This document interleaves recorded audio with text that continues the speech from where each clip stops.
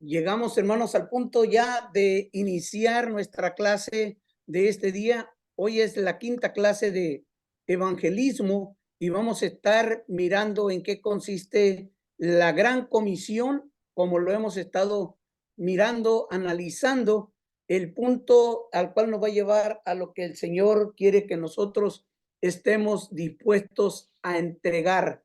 Y durante esta clase nos dimos cuenta la forma en que vamos a presentar el Evangelio, pero una de ellas, hoy vamos a tocar un tema un tanto delicado, pero vamos a mirar dónde está la iglesia, no general, sino una parte de la iglesia, donde se encuentra este grupo de creyentes.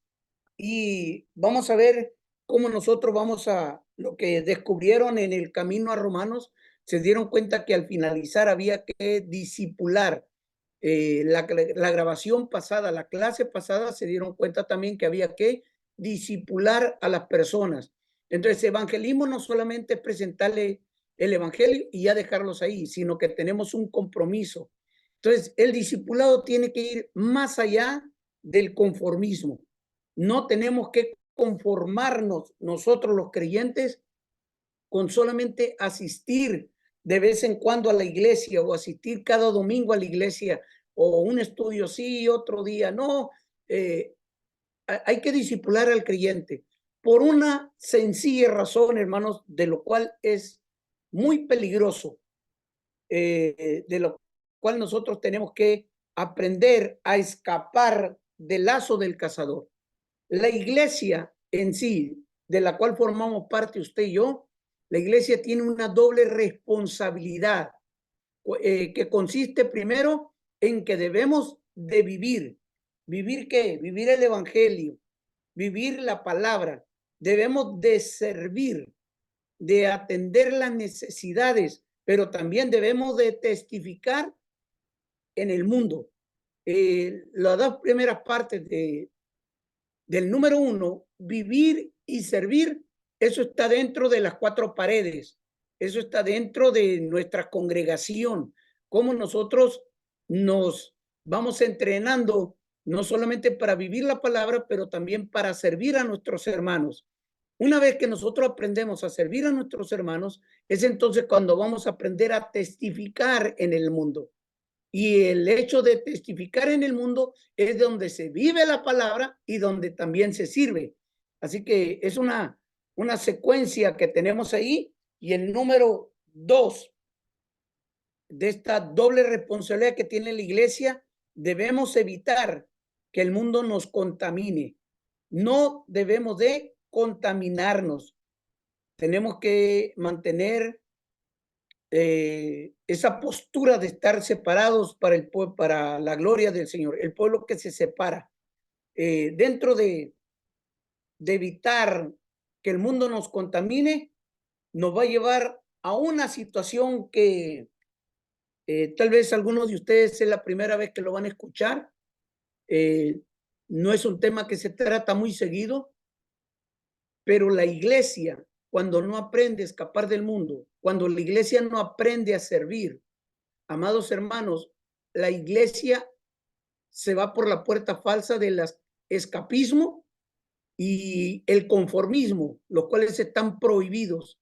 Está una palabra ahí dominguera para muchos, el hecho de ser anacoretas.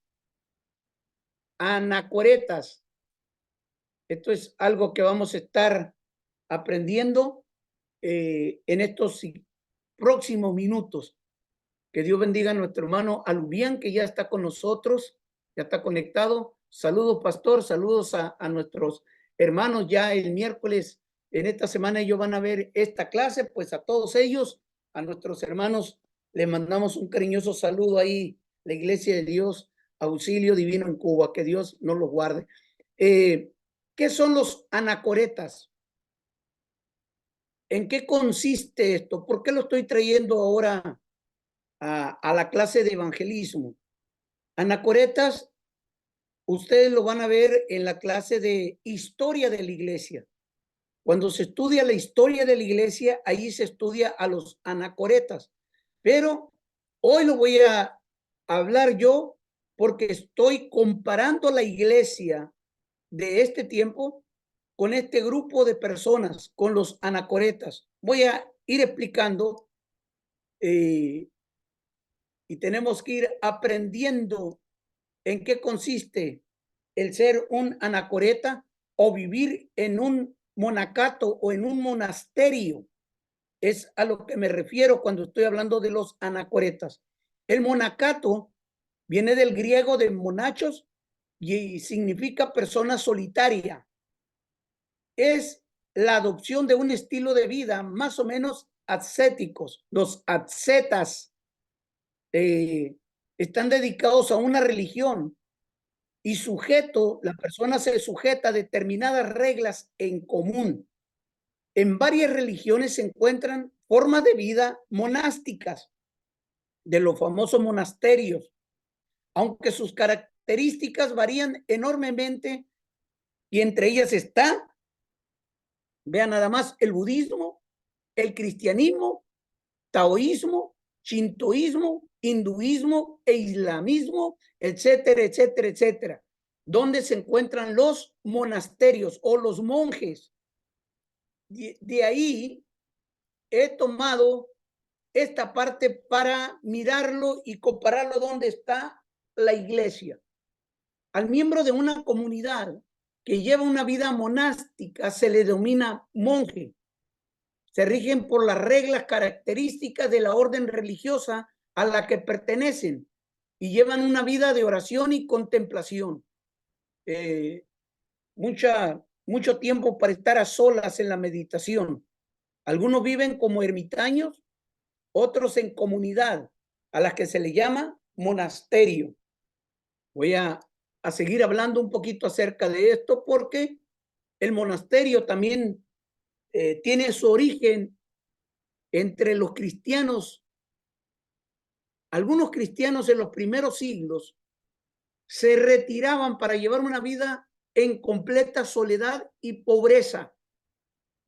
Estos anacoretas se multiplicaron en Oriente y en muy pocos años la mayoría de ellos vivían solos, vean nada más, en grutas o cuevas. Otros se agrupaban espontáneamente en torno a un monje destacado en el cual se convertía en un maestro del grupo. Y, por ejemplo, tenemos esto, lo pueden seguir ustedes estudiando. Me gustaría que miraran la vida de Antonio Abad o San Pacomio, otros dos monjes cristianos. Este último, Pacomio, adoptó el estilo de vida de los anacoretas para que pudieran vivir en un cenobio o en una comunidad. En los anacoretas, quiero llevarlos a esta realidad, mis amados hermanos, del por qué lo he traído a esta clase, el hecho de vivir en un monasterio. Las personas que habían abrazado la fe evangélica o el cristianismo en el primer siglo, ellos evitaban las comunidades y se apartaban, se iban a las montañas, vivían en cuevas, en grutas, como decía. Después empezaron a hacer los monasterios. Ese lugar donde ellos vivían era para, ponga bien atención y vea si acaso no estamos viviendo muchos de los cristianos de la misma manera en este tiempo. Ellos se agrupaban y en esos monasterios no dejaban que nadie que no fuera cristiano y que no estuviera dispuesto a observar las reglas se reuniera con ellos. ¿Por qué huían? Esto se lo voy a dejar a ustedes de tarea. No voy a tratar mucho el tema, pero muchos de estos monjes varones se refugiaban en estas cuevas o cavernas porque estaban huyendo del placer sexual. Muchos de ellos miraban a la mujer como un símbolo de pecado, entonces para no caer en pecado se escondían, huían. y muchos de ellos tenían sueños donde ellos decían, en la historia de la iglesia se puede leer cómo ellos sufrían hasta pesadillas y miraban a los demonios con forma de mujer persiguiéndolos. Entonces ellos se refugiaban en estos lugares para alejarse de la tentación y mantener una pureza. Por eso ellos ayunaban mucho, oraban mucho, meditaban mucho en lo que se conocía de la palabra del Señor y estaban ahí como reservados. Quiero tocar el punto débil de la iglesia que piensa de la misma manera que los anacoretas. Ya no estamos en un monasterio, pero nuestros templos muchas veces se han convertido en monasterios, donde estamos un grupo de monjes de los cuales nos creemos más santos que otros, por lo tanto no le damos la bienvenida al pecador, no le damos la bienvenida al que no conoce del Señor y defendemos muchos principios, muchas reglas, igual que los anacoretas, y no aceptamos a personas dentro de nuestro sagrado redil. Y ese es un problema que se vive en muchas congregaciones, donde no permitimos que personas que no conocen al Señor vengan a nuestra iglesia. Y usted me dice, pastor, pero eso no pasa en nuestra iglesia. Gloria a Dios que no pasa. Pero si Dios me ha dado la oportunidad de viajar de los 54 domingos que tiene el año, estar al menos 20 a 30 domingos en congregaciones diferentes, ministrando la palabra, he visto muchas de estas, lo voy a decir bien, deformidades. Un pueblo que está deforme a lo que es la gracia de Dios, porque hemos seguido reglas y patrones en los cuales las personas que no conocen al Señor no son bien vistas en la comunidad cristiana. Entonces, esa es la razón por la cual yo me atrevo a hablar de esta manera. Lo dijo mi padre en alguna ocasión. Si vas a decir que la burra es parda, el burro, el animal es de color negro, es porque tienes pelos en la mano, es porque tienes evidencia, es porque tienes prueba. Y la iglesia en nuestros tiempos se volvió anacoreta. Nos metimos en un monasterio donde defendemos la santidad y no permitimos que otros vengan con nosotros si no tienen las mismas reglas de fe. Y ahí como iglesia hemos fallado. El Señor Jesucristo tuvo un encuentro con los pecadores, los ayudó, los alimentó, los alentó, les dio palabra de esperanza. Y por eso, hermanos, al tocar este punto, la iglesia tiene que salir del monasterio. La iglesia tiene que llegar al necesitado. Y antes de decirle, lo voy a hablar de esta manera. Mire, yo recuerdo cuando era niño, cuando un niño o mis amigos o yo mismo o mis hermanos nos habían comprado unos zapatos nuevos y si había llovido, se va a oír cruel lo que voy a decir, se va a oír cruel. Si había llovido, muchas mamás preferían que sus hijos salieran al patio descalzos, porque si no iban a ensuciar los zapatos. Yo lo vi. No ensucia los zapatos. Y si en la tierra, en el lodo, en el agua había palos que podían cortar el pie, piedras que podían lastimar, vidrios que podían lastimar, a los padres no les importaba porque cuidaban más los zapatos que el pie del niño. Yo lo vi. No ensucien los zapatos. Oiga, los zapatos son para protección del pie. Y lo mismo hemos hecho en la iglesia. Que no le predicamos ay. Lo voy a decir, perdóneme muchachos, perdóneme. Pero muchos hemos agarrado mal un texto que dice, no le den las perlas a los puercos. Y entonces no predicamos el evangelio porque consideramos a nuestra familia, al borrachito, al drogadicto, a la prostituta, al homosexual, los consideramos puercos y decimos, no le voy a echar las perlas. El evangelio es para traer libertad. El evangelio es para traer transformación.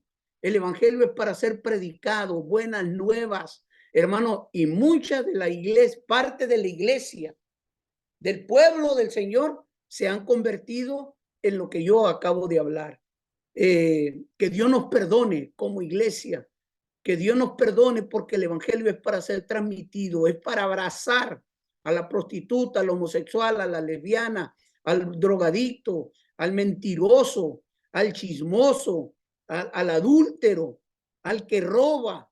Es para presentar el evangelio, para que el evangelio pueda traer libertad y salvación. Entonces, tenemos que evitar ser anacoretas.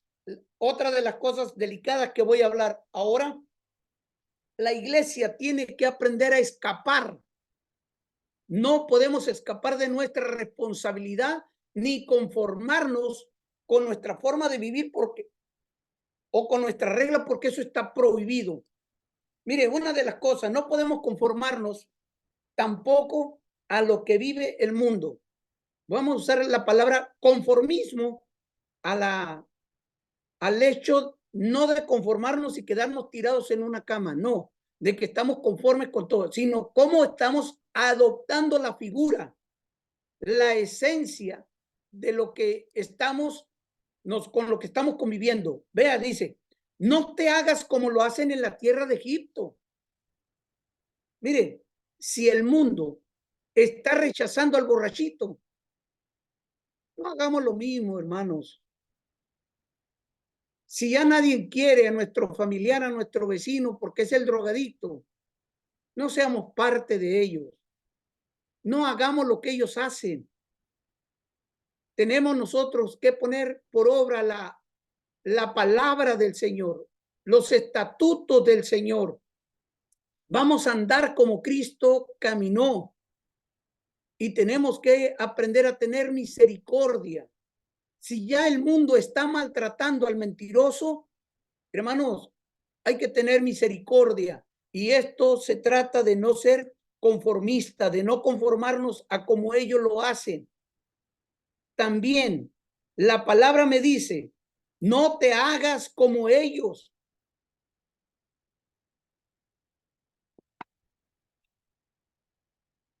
No te hagas como ellos.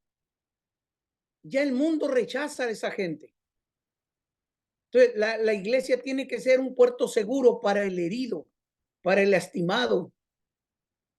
La iglesia tiene que abrir las puertas, hermanos, de una manera bien abierta para los padres y madres solteras. Hoy en día, muchas de nuestras jovencitas están saliendo embarazadas. Ya tiene varios años este problema. Entonces, como iglesia, no podemos juzgar a estas niñas y correrlas de la iglesia y no darles un lugar. Ya tenemos muchos niños que son irresponsables. Entonces, ellos necesitamos darles un lugar en nuestra iglesia. Entonces, tenemos que abrir, hermanos, un espacio para ellos. No podemos conformarnos al mundo. Ya la sociedad ya los critica.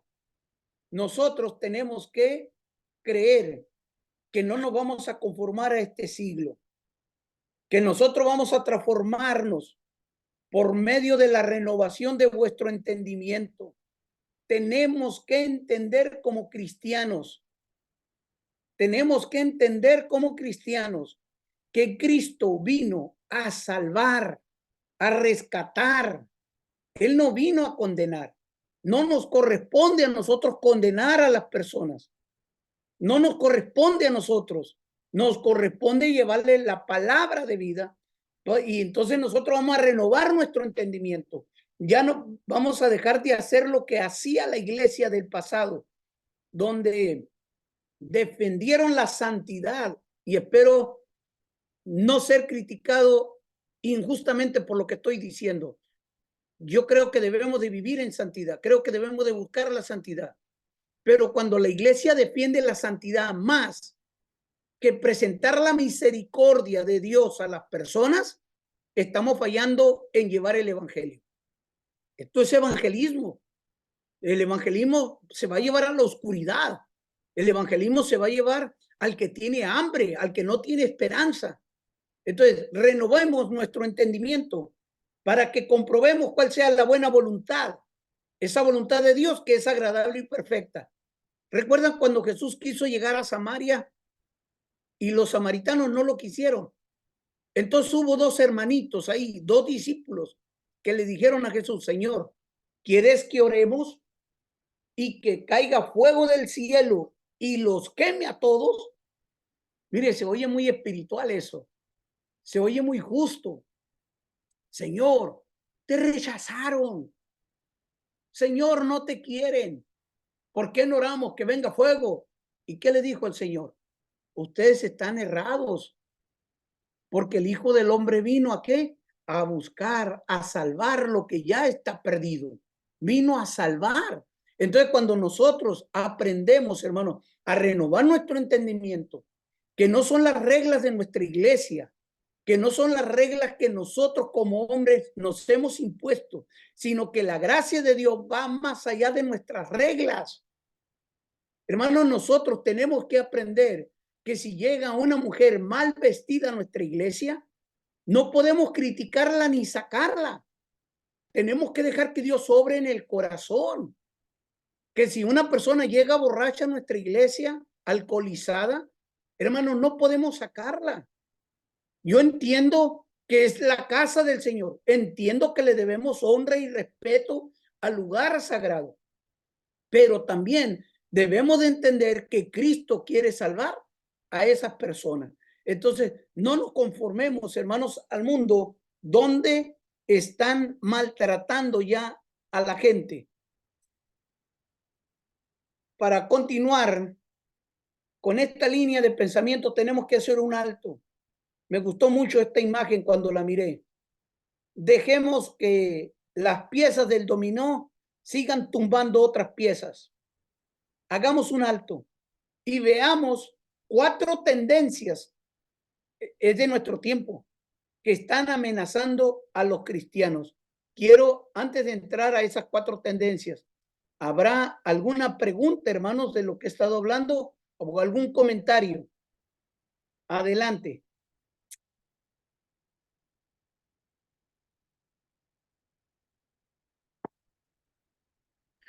Pues que sí es muy real, hermano, lo que usted está diciendo, ¿no? Y cómo a veces la iglesia nos conformamos, ¿no? Cómo nos conformamos en solamente estar en un círculo, solamente ver hacia adentro, cuando la iglesia realmente tenemos que ver hacia afuera, ¿no? Hacia el perdido y cómo nosotros debemos, ¿verdad? De evangelizar y como usted dice, no debemos de criticar a las personas cuando entran y mucho menos rechazarlas, ¿no? Sino recibirlas con amor. ¿Por qué? Porque es lo que hace el Señor, a darnos amor a nosotros y nosotros lo tenemos que dar a aquel, al perdido, al que lo necesita. Por eso la palabra nos dice que demos de gracia lo que de gracia hemos recibido, ¿verdad? Porque nosotros también estábamos en la misma condición antes de llegar a Cristo. Amén. ¿Alguien más? Yo, pastor, yo pienso Amén. que es un poco egoísta, se llama egoísmo porque pues nosotros decimos, el Señor ya está trabajando en mí, me estoy restaurando y nos olvidamos de las otras personas que siguen con el mismo problema, tal vez igual que uno antes. Como el problema que bueno, yo digo en mi persona, como el problema en el que yo estaba antes, hay mucha gente igual. Pero ahora pues, estamos en la iglesia y el Señor está trabajando en mí, me está restaurando y me olvido de los demás. Ahí está. Otra parte, otro concepto de cómo nos olvidamos de las demás personas. Y quiero usar este punto de cómo nos olvidamos. Lo que voy a decir es delicado, hermano. Es delicado. Yo estoy hablando con estudiantes Yo estoy hablando con líderes, no estoy hablando con recién convertidos.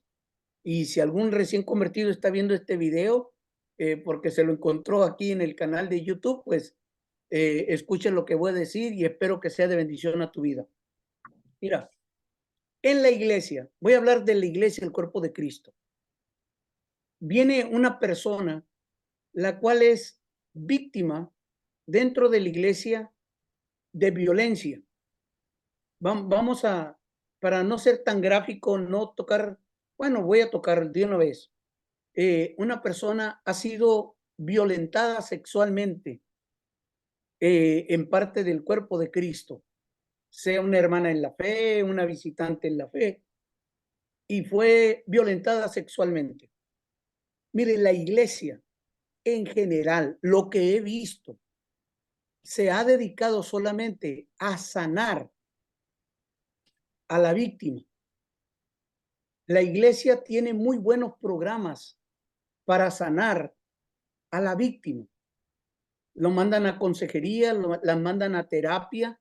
Tenemos muy buenos consejeros, tenemos muy buenos terapistas, muy buenos psicólogos, y ahí están atendiendo a la víctima de la violencia sexual o física. La pregunta es, ¿y qué se hace con el victimario? ¿Qué ha hecho la iglesia? ¿Acaso la iglesia no ha tomado la postura de lo que toma la ley?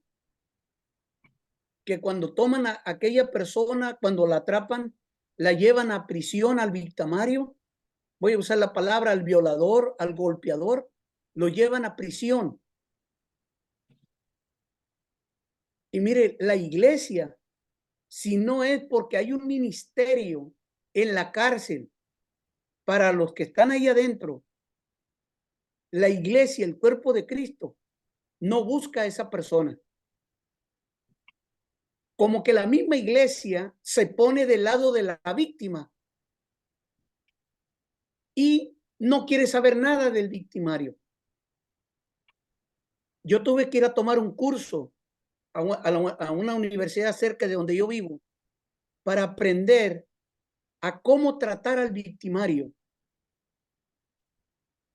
Porque no estamos preparados, porque le echamos la culpa y queremos que caiga todo el peso de la ley sobre de ellos.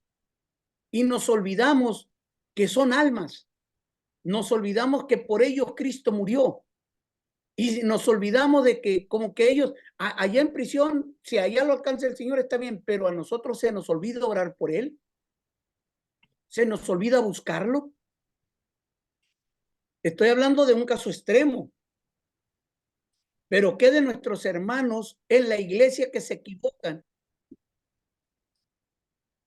y que ya no les hablamos? Porque decimos, es que son victimarios, ellos son los abusivos. Pues le quiero traer una buena nueva. Por ellos, Cristo también dio la vida. Por ellos el Señor fue a la cruz del Calvario. Que la iglesia tiene que aprender a tener misericordia de ellos, que tenemos que buscar a esas personas. Que alguien de nosotros tenemos que seguir orando por ellos. Tenemos que pedir que la misericordia de Dios los alcance. Tal vez si es alguna persona que te lastimó muy cerca de tu familia o te lastimó a ti mismo, ora por él. Libéralo en el nombre del Señor. Sé libre de un odio, de una raíz de amargura. Y dejemos que el evangelio transforme esas vidas. Tal vez no van a venir a nuestra congregación, y lo entiendo. No van a venir por salud emocional, tal vez de la iglesia, de las familias, pero sí como hijo de Dios, decir, Señor, ten misericordia de ellos, alcánzalos. La iglesia tiene que practicar esa área de tener misericordia. Lo dijo el hermano Juan ahorita, no solamente ser egoístas o no solamente pensar en mí, porque yo ya estoy mejorando, sino que hay que pensar en el otro, en el que no no lo hemos visto que la vida lo ha bendecido, no hemos visto que Dios lo ha alcanzado. De eso se trata la salvación, que nos falta todavía a nosotros los cristianos tener el amor ágape. Ya, si usted quiere entender un poquito más o ya sabe del amor ágape, este próximo domingo yo voy a estar predicando del amor ágape, de ese sacrificio de Cristo en la cruz del Calvario, que va más allá simplemente de orar por una persona. Entonces, el evangelio, hermanos, es llevar paz. ¿Se acuerda cuando Jesús estaba siendo crucificado, estaba siendo lastimado? Él nomás levantó su vista al cielo, quiero imaginarme de esta manera, y que él dijo: Padre, perdónalos, porque no saben lo que hacen. Entonces, llega un momento, hermanos, de confrontación a nuestras vidas, de decir, no podemos conformarnos al mundo. Tenemos que ver la esencia del evangelio. Señor, oramos para que caiga fuego del cielo y los consuma. Y te voy a decir, tengo muchos, como decía, pelitos de la burra en la mano. Cuando escuché a un grupo junto con el pastor que decía, un pastor había golpeado a una mujer en la iglesia y el pastor dijo, vamos a orar para que Dios lo castigue. Tiempo después, aquel hombre tuvo un accidente en el carro y el domingo estaban dando testimonio en la iglesia y dijeron, Dios ya lo castigó, Dios ya lo reprendió y ahora se quedó mocho porque la persona había tenido el accidente que le cortaron una pierna y le dijeron, y ahora sí mocho se va a acordar que a los hijos de Dios no se les toca. O sea, la iglesia estaba celebrando la destrucción, la desgracia de un ser humano. Es los hermanos Boanerges, que caiga fuego del cielo y los consuma. Hermanos, no podemos estar ahí. Los textos que leí de no conformarnos al mundo es ubicarnos en otra área, de decir, cada vez que usted ve a una persona, es la imagen de Dios en la tierra, porque Dios así lo creó y nosotros tenemos que restaurar. Es la iglesia la única institución establecida aquí en la tierra que puede dignificar al ser humano. Es la única. Gracias a Dios por los ingenieros que pueden dignificar al ser humano construyéndole una casa, un puente, una carretera para que se pueda desplazar. Gracias a los comerciantes pueden dignificar al ser humano para que pueda comprar ciertos productos y no tener hambre, ni tener sed, ni tener frío. Gracias a todos, a la medicina, a los doctores, a los científicos, pueden dignificar al ser humano para que tengan vida o mejor salud. Pero la iglesia es la única que puede dignificar espiritualmente a un ser humano. En nuestro trabajo, hermanos, y bueno, me dan ganas de predicar. Tengo que seguir la clase. Hermana Patricia iba a decir algo, por favor. Voy a decir otra cosa, pero rápido. Con respecto al último tema que tocó de ayudar a la gente, sí, había un hermano que golpeaba a su esposa y todo eso, y nos tiraba cosas, llevaba su jarrito ahí de licor en su saco. Y un día, por defender a su esposa, pues él me hizo daño en mi brazo. Y después vino lo de la pandemia y todo eso. Y después con la sorpresa que me lo vuelvo a encontrar. Y yo dije, ay, ya le tengo miedo a este hermano porque capaz que haga de las mismas o me vaya a golpear. Y total, estuve orando un buen rato y con mucha cautela me estuve acercando a él, orando por él y saludándolo. Y también, y después, igual, yo le pedí perdón a él, siendo que él me había dañado, ¿verdad?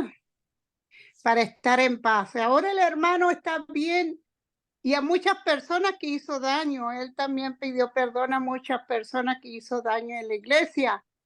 Pero fíjese, pastor, que este hermano está predicando, se levantó. ¿Por qué? Porque tuvo apoyo de de mucha gente que lo perdonó y fue restaurado. Y es bien lo que dice usted, vale la pena hacerlo. Amén. Amén. Gracias, hermana. Voy a seguir compartiendo donde me quedé aquí en la parte de esos 4 asuntos que vamos a ver hoy. ¿Qué podemos hacer con esas tendencias contemporáneas que están amenazando el cristianismo, que están amenazando nuestra iglesia? Vamos a ver cuáles son esas 4 tendencias. Trate de aprenderlas, trate de sacar bien su pluma y poderlo tener ahí. El pluralismo. El pluralismo, amados hermanos, está intentando de acabar con las diferencias. Parece que esto es saludable. Parece que esto es bueno.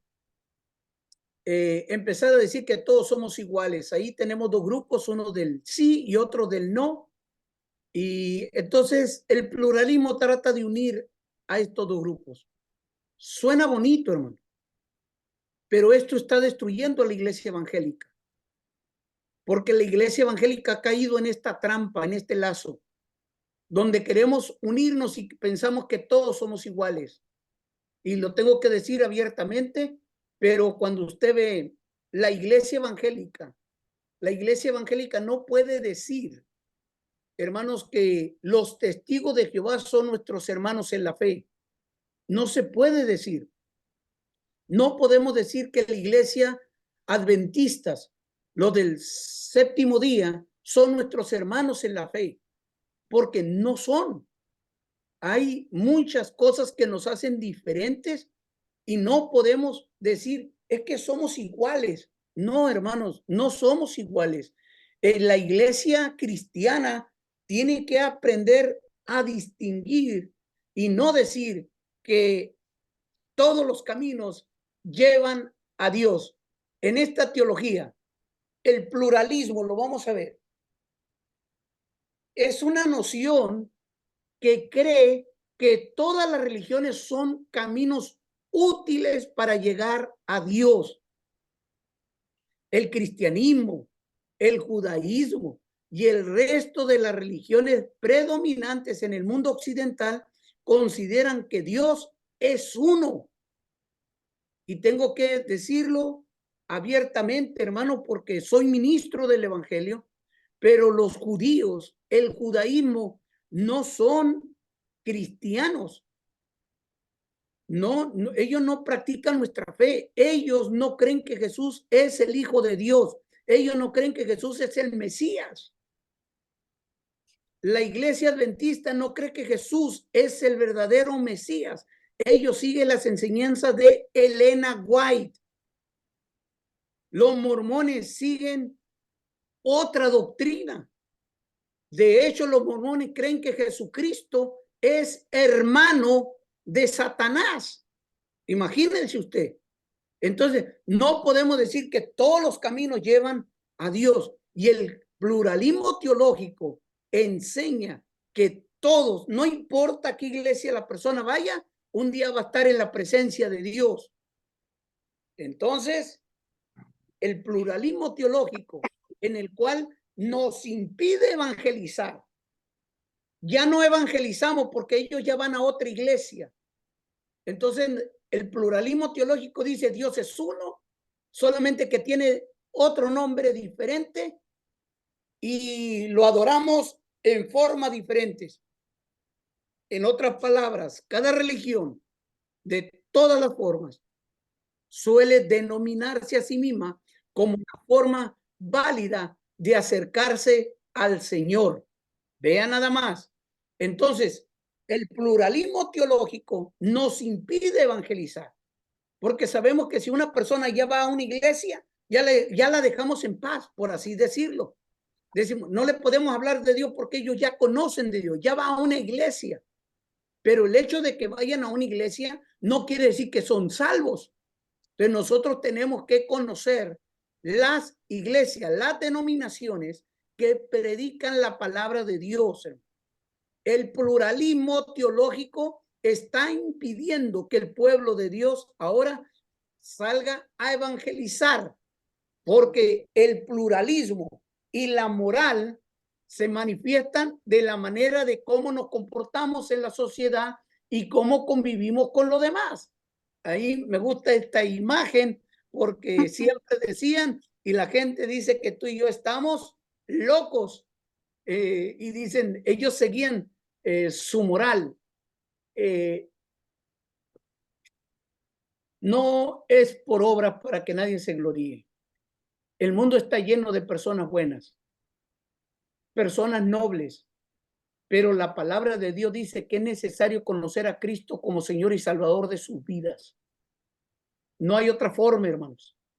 Si vamos a evangelizar, tenemos que dar, ustedes ya tienen ese proyecto de los colores, lo que significa cada color, y luego ya conocen el libro de Romanos, esa otra forma de evangelizar. Van a conocer las 4 leyes. Bueno, ustedes ya deben de conocer las 4 leyes porque ya quedó grabada en la clase. ¿En qué consiste? Entonces, el pluralismo está impidiendo a la iglesia que evangelice, porque pensamos que si nosotros nos portamos bien y aplicamos la moral de una manera efectiva, entonces ya somos salvos. Y eso, hermanos, no es correcto. No es correcto. Hay un solo camino. Jesús dijo, yo soy la puerta. Todo el que quiera ir al Padre tiene que ir a través de Jesucristo. Entonces son detalles, hermanos, delicados de lo que es presentar el Evangelio, en la cual nosotros tenemos que alcanzar a los demás. El pluralismo nos enseña y nos dice que es saber convivir consigo mismo y con los demás. O sea, lo que le llaman ahora, y no sé si voy a cometer un error aquí, no sé si voy a cometer un error grave, pero mire, a un pastor de una mega congregación, le preguntaron a él, ¿por qué no predicas sobre el infierno? ¿Por qué no predicas acerca del pecado? Y este hombre dijo, ya la gente está sufriendo mucho. Yo no tengo por qué predicarle del infierno, ni predicarle del pecado. Entonces, cuando la iglesia deja de predicar el evangelio, ¿qué nos enseña el libro de Romanos? Que hemos pecado. ¿Qué nos enseña las 4 leyes espirituales? Que hemos pecado. Entonces, ¿para qué vamos a necesitar bañarnos si no nos hemos ensuciado?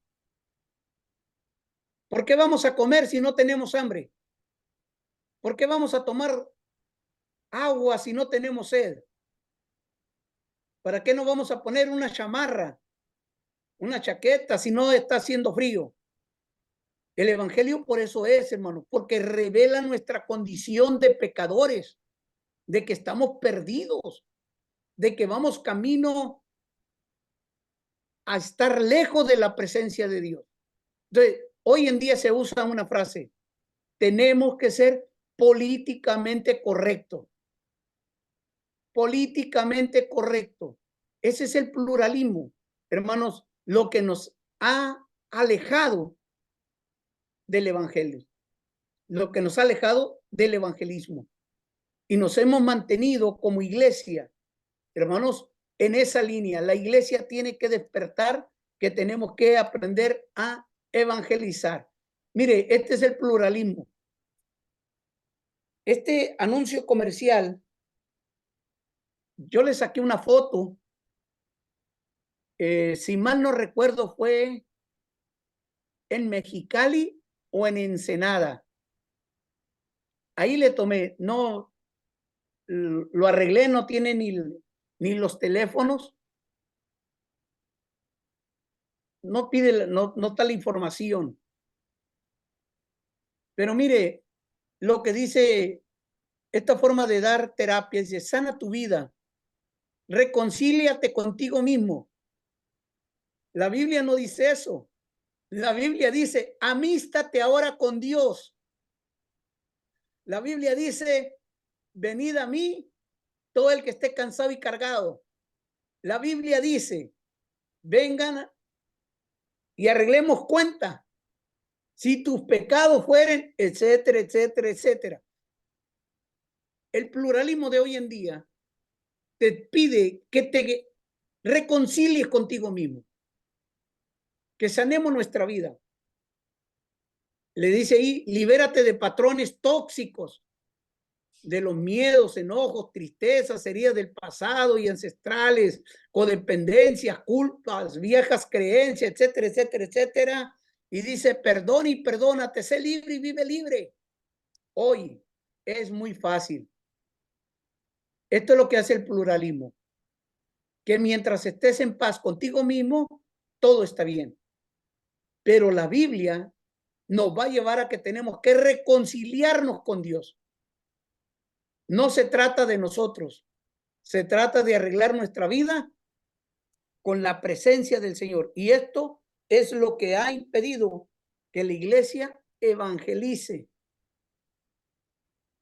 Otro de los aspectos, segundo aspecto que nos ha mantenido alejados es el materialismo. ¿Cómo puede ser esto? ¿Cómo puede ser esto? El materialismo nos lleva a esta imagen. ¿Cuál es tu ideal? Ser millonario. Lo tenemos ahí. Comprar cosas que no necesitas con dinero que no tienes para impresionar a gente que no le importas. Es increíble. Es increíble. Te lo voy a decir aquí. Cuando estamos hablando de dinero, de adquisiciones, usted no sabe cuántas veces en el año, yo escucho personas siempre preguntando esto cuando hay reuniones de pastores, cuando hay reuniones de líderes. ¿Y tú? ¿Cuántos miembros tienes en la iglesia? Lo he escuchado tantas veces. Porque hay una eterna competencia de ver qué iglesia tiene más membresía. Por eso hablaba las clases pasadas que nosotros vamos a evangelizar no para ganar más gente para nuestra congregación, sino para el reino de los cielos.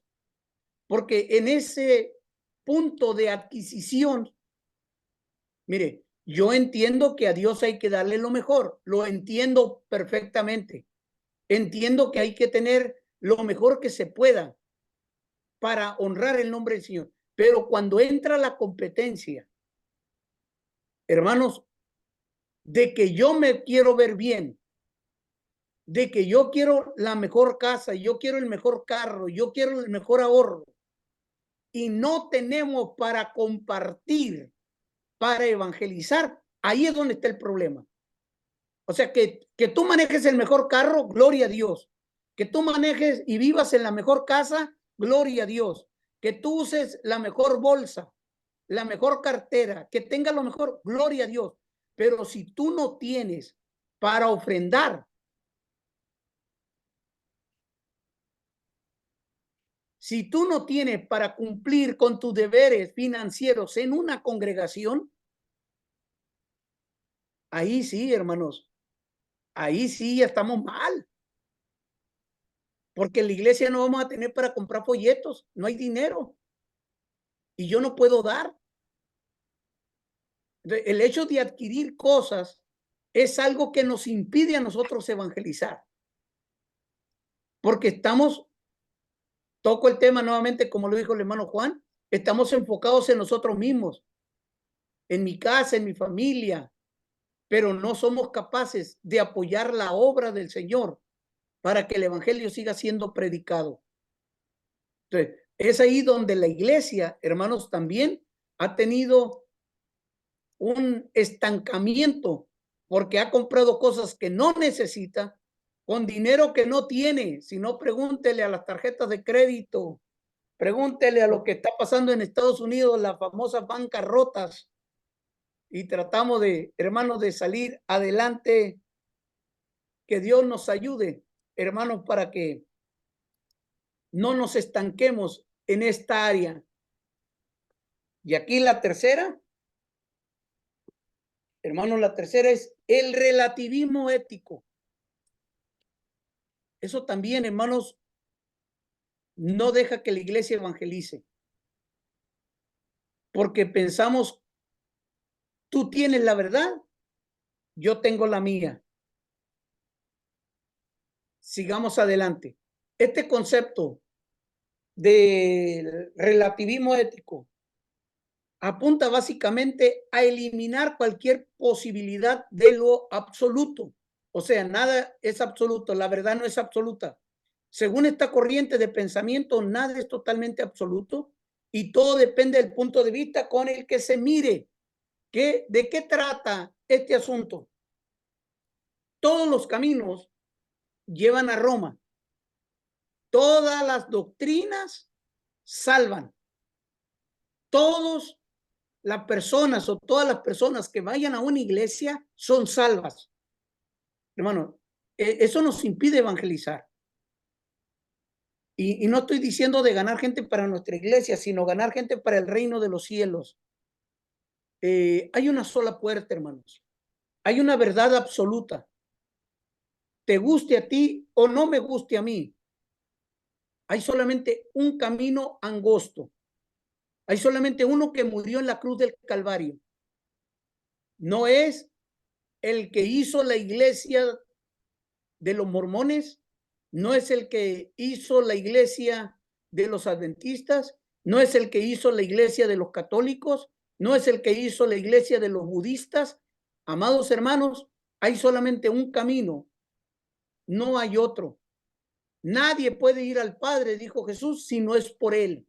No hay otro. Eso es una verdad absoluta. Entonces, el ser relativo en una verdad, hermanos, dicen, no es verdad absoluta. Entonces, todos vamos a ir al cielo. Mi pregunta es, si todas las religiones llevan el nombre de un ser superior conocido como Dios, entonces, ¿de qué le sirvió a Cristo morir en la cruz del Calvario? Entonces, no tiene valor el sacrificio de Cristo. Quiere decir que el sacrificio de Cristo no vale la pena.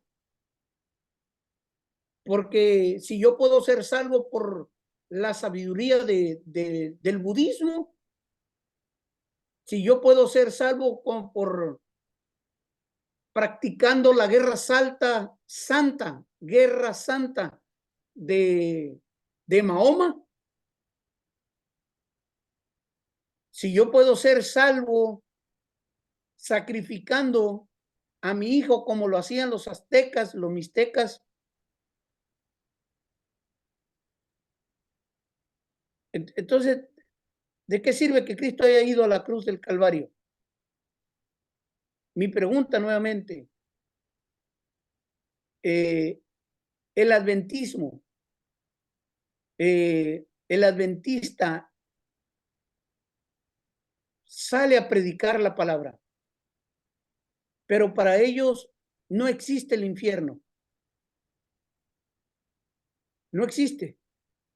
Su doctrina dice que una vez que te mueras, tu alma es aniquilada. Si tu alma es aniquilada, entonces, ¿para qué Cristo murió en la cruz del Calvario? ¿De qué nos va a salvar entonces? Si no hay un sufrimiento eterno. Quedan todas esas preguntas en el aire. Hay una verdad absoluta. Y esto a la sociedad no les gusta. A la sociedad no le ha gustado porque nosotros queremos vivir nuestra propia religión.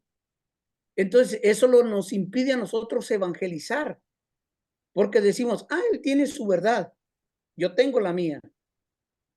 Sí, hermano, usted tiene la verdad, yo tengo mi verdad, la Biblia tiene su verdad y la verdad de la Biblia dice que nosotros tenemos que evangelizar y decirle a las personas que solamente hay una verdad absoluta, que nadie va al Padre si no es por Cristo. Entonces, eso es evangelismo, que nosotros tenemos que ayudar a las personas a conocer la verdad y eso a mucha gente le molesta hoy en día. Entonces, eso es algo que nos impide a nosotros evangelizar. Esta filosofía ha tenido tanta éxito hoy en día, hermano, por el movimiento ecuménico, que es la fórmula que nos une a todos, a todos. Y ahí podemos entonces ahora tener nuestras propias creencias, nuestra propia fe, y todos estamos juntos, todos estamos orando a nuestro Dios. Entonces, hagamos un lugar para honrar a nuestro Dios, todos juntos. Pero en todo esto, no siempre está el nombre de Cristo, no siempre está el nombre del Señor. Entonces, debemos de tener ese cuidado, hermanos, acerca de lo que es el relativismo. Y termino la clase de hoy para dejar de grabar y después entrar en diálogo con ustedes. El narcisismo. El narcisismo donde nos vemos nosotros como Superman y a veces somos como Tribilín. Esta es una imagen muy fuerte. Que esta es la iglesia que se cree Superman, pero cuando le da la espalda al espejo, es una caricatura que da risa. Suena fuerte esto.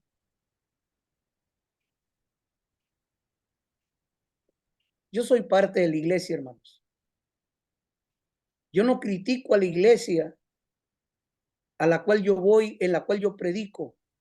Y cuando estoy hablando de la iglesia, no estoy hablando de Auxilio Divino, donde yo pastoreo, estoy hablando de la iglesia donde están mis hermanos. Yo soy parte de esta iglesia. Y no hablo de las faltas que hemos cometido para burlarme. Hablo de las faltas para decir, ¿qué nos está pasando? Cuando vamos a evangelizar, que creemos que nuestra iglesia es la número 1. Y nos damos cuenta que a veces solamente tenemos una caricatura, porque se nos ha olvidado demostrar el amor del Señor. Con esto, yo termino esta clase ahora. Yo voy a dejar de grabar para darle seguimiento la próxima semana y llegar a finalizar este curso. Yo espero que pueda ver el próximo video en el cual vamos a estar terminando este curso de evangelismo, que todos tenemos una responsabilidad de presentar el evangelio. Que Dios te bendiga, te veo la próxima semana, o mejor dicho, tú me ves la próxima semana, y que Dios te guarde, que Dios te ilumine, te ayude, y que seas lo que dice Proverbios. El que gana almas es sabio. Que tú seas un sabio en la obra del Señor y que ganes muchas almas, que ganes a otros para Cristo y que Dios te dé esa sabiduría para seguir ganando almas, almas para el reino de los cielos. Dios te bendiga.